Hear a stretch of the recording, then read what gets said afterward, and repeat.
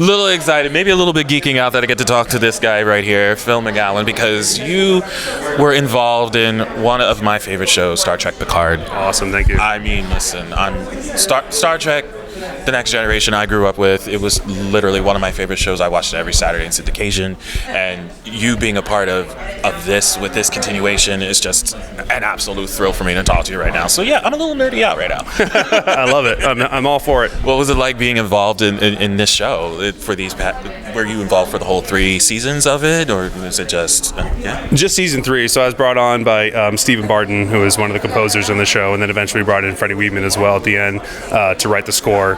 So I was brought in to record the orchestra and then do the final mix of all the music before we send that off to the mixers who mix it with the dialogue and sound effects.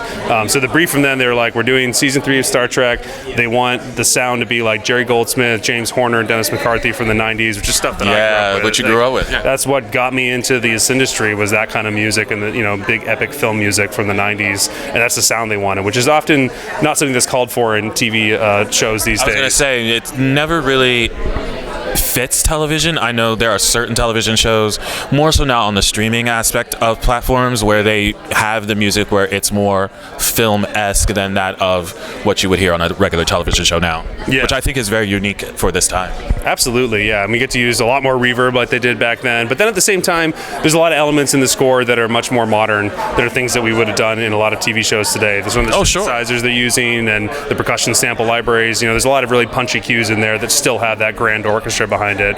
So that blend is kind of what led to the sound of Picard season 3. I have to ask, are you a Trekkie? Were you a Trekkie at all? Did you watch the original and then The Next Generation and then getting into this? I have to ask, being the geek I am for this show. I remember as a kid, I watched a lot of the original series because I think it was on at like 3 p.m. when the bus would drop me off on like Sci-Fi Channel or something. And then I grew up in the 90s, so I saw bits and pieces of Next Generation and Deep Space Nine and Voyager, but I hadn't watched the whole thing through until actually we finished, and then I've now gone back, watched all 7 seasons of Next Generation and the 4 movies after that before I watched the final of with everybody else when season 3 came out. So yeah, definitely a bigger fan now than I was before. Now that I've worked on it and kind of done all that research, it's a great series. I was gonna say, it certainly gave you a new appreciation for the show, obviously. I mean, I was aware of the music. Everyone knows, a lot of the Star Trek themes and the soundtracks and things like that. So, it's very nostalgic. Was there any particular scene or any specific music for the scene that you liked that really was a favorite of yours that stood out and said, that's it, that's the one right here? I mean, there's a few. I mean, the first episode when we, have the big statement of the Titan theme when they're leaving space. It's like, I remember that one. This is what we're doing. This is the big, epic, old school orchestra sound.